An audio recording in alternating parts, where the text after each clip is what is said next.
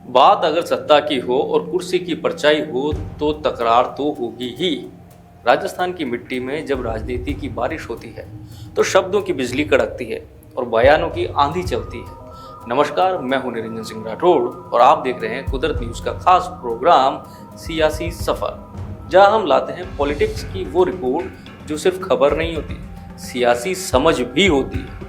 राजस्थान में मानसून आया है, खेतों में पानी गिरा है और राजनीतिक गलियारों में बयान बरसे।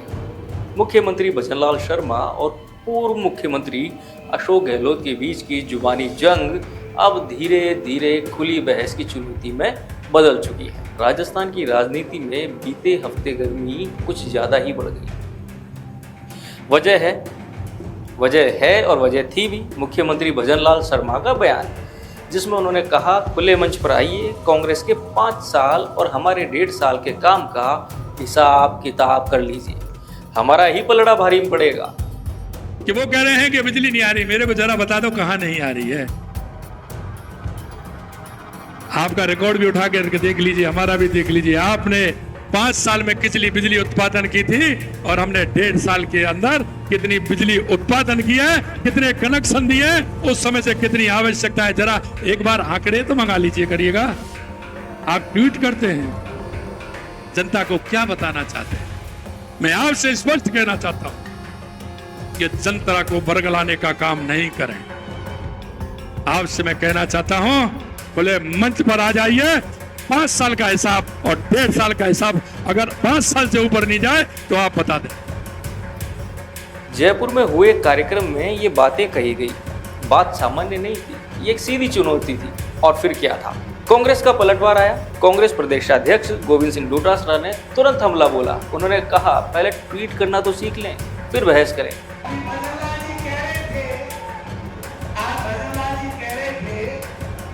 कि मैंने 1.5 साल में वो काम कर दिया जो कांग्रेस पिछले 5 साल में नहीं कर पाई। बात तो सही है, बात तो सही है। हमारा मुख्यमंत्री इतना नहीं सोता था, हमारा मुख्यमंत्री इतना कमरों में, महल में, सीएमओ में डूब करके सीएमआर में नहीं रहता था। और अभी कह रहे थे कि ट्वीट करने वालों को मैं कहना चाहता हूं, मुकाबला कर लो। अरे मुकाबला तो छोड़ो, योजनाओं की बातें तो छोड़ो, पहले अपने ट्वीट को सही कर लो। ट्वीट ही करना नहीं आता। 11 साल में मोदी सरकार ने एक भी वादा पूरा नहीं किया और सीएम साहब है जो कि 1.5 साल में सब कर बैठे। मतलब सियासत में अब सोशल मीडिया का कटाक्ष भी शामिल हो चुका है। जुबानी जंग को आगे बढ़ाते नेता प्रतिपक्ष टीकाराम जूली, कांग्रेस की लाइन यही नहीं रुकी। नेता प्रतिपक्ष टीकाराम जूली भी मैदान में उतरे। उन्होंने सीधे कहा, मैं सीएम से बहस को तैयार हूं, मंच, तारीख और समय तय कर दीजिए। मैं मुख्यमंत्री जी का सम्मान करता हूं और मुख्यमंत्री जी ने जो कहा है कि कांग्रेस के शासन में और बीजेपी के शासन में वो डिबेट करना चाहते हैं, तो हमें उनकी डिबेट मंजूर है। और मुझे बड़ी खुशी हुई जब मुख्यमंत्री जी ने ये बात कही कि वो जनता के सामने डिबेट करना चाहते हैं, क्योंकि राजनीति के अंदर डिबेट करने का एक अच्छा प्लेटफॉर्म, जो सबसे अच्छा प्लेटफॉर्म होता है, वो होता है विधानसभा। विधानसभा के अंदर जो हमने क्वेश्चन उठाए हैं मेरे द्वारा या मेरे विधायक साथियों के द्वारा, उनका तो कभी जवाब मिला नहीं, न मुख्यमंत्री जी ने दिया न उनके मंत्रियों ने दिया। अब मुख्यमंत्री जी ने ये नई बात कही है तो ये चुनौती भी स्वीकार है। समय, स्थान, जगह सब आप बता दीजिए, हम जहां भी आप कहोगे वहीं डिबेट करने के लिए तैयार है। टीकाराम जूली जी, आपको पता नहीं है कि आप जब मंत्री थे राजस्थान सरकार में, तो आपके ही जिले में पूरे राजस्थान का 20% अपराध होता था। आपके ही पड़ोस की विधानसभा थानागाजी में एक दलित महिला के, उसके परिवार के सामने सामूहिक बलात्कार हुआ। आज आप ट्वीट का खेल खेल कर उन मुख्यमंत्री जी का, जो मुख्यमंत्री जी 1.5 वर्ष में राजस्थान को विकास की गति पर भारत के पटल में विकसित प्रदेशों की श्रेणी में लाने के लिए रात दिन मेहनत कर रहे हैं। आप तो कुर्सी कुर्सी का खेल खेल रहे थे, होटलों में बंद थे। भारतीय जनता पार्टी का कार्यकर्ता जनता की सेवा में लगा हुआ था। ये बहस अब केवल पार्टी बनाम पार्टी नहीं रही, बल्कि चेहरे बनाम चेहरे की लड़ाई बन चुकी है। भजनलाल शर्मा का दोबारा पलटवार आता है। राजनीति में मौन ज्यादा देर नहीं टिकता है। बुधवार को एक और कार्यक्रम में मुख्यमंत्री भजनलाल शर्मा ने फिर कहा, हमारी भाजपा सरकार ने 1.5 साल में वो कर दिखाया जो कांग्रेस 5 साल में नहीं कर सकी। और हमारे कांग्रेस के मित्र क्या कहते हैं कि मुख्यमंत्री तो रुकता ही नहीं है। अरे भाई, मैं बैठने के लिए थोड़ी हूँ, मैं तो मेरे किसान, मजदूर, गरीब, वो भाई ये मेरे, उनके काम के लिए हूँ। और मैं डेली जाऊंगा और मेरे किसान का काम कैसे हो, मजदूर का काम कैसे हो, उसके लिए मैं काम करूंगा। सियासी विश्लेषक कहते हैं कि ये बयान कांग्रेस को सीधी बहस की दिशा में धकेलने की रणनीति है। मतलब साफ है, भाजपा अपने काम का रिपोर्ट कार्ड लेकर सामने खड़ी है। गहलोत का बड़ा आरोप है, सीएम को हटाने की साजिश चल रही है। लेकिन सियासत में सबसे बड़ा धमाका किया अशोक गहलोत। जोधपुर में मीडिया से बात करते हुए उन्होंने कहा, सीएम जी भ्रम में मत रहें, उन्हें हटाने का षड्यंत्र चल रहा है, दिल्ली में भी और जयपुर में भी। अब मैं बार बार मुख्यमंत्री कहना चाहूँगा, हम विपक्ष में हैं।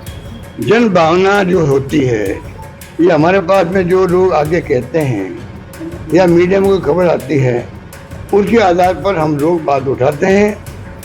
वो समझते हैं ये राजनीतिक आलोचनाएं सच्चाई नहीं है। इन भ्रम में रहेंगे मुख्यमंत्री जी तो तकलीफ मुख्यमंत्री जी को होने वाली है। अभी से इनके खिलाफ में इनकी पार्टी के लोग लग चुके हैं, दिल्ली में भी और राजस्थान के अंदर भी भयंकर षड्यंत्र चल रहा है इनको हटाने का। ये समझ नहीं पा रहे हैं। हम बार बार इनको समझा रहे हैं कि भाई नया एक नौजवान को चांस मिला है, पहली बार एमएलए बने, मुख्यमंत्री बन जाए, कितनी बड़ी बात है। इनको मेंटेन रखे, ये बार बार बदलने का क्या फायदा। तो ये हम तो इनके इंटरेस्ट में बता रहे हैं कि प्रदेश के अंदर जो हालात है बहुत गंभीर हैं। जनता त्रयम कर रही है।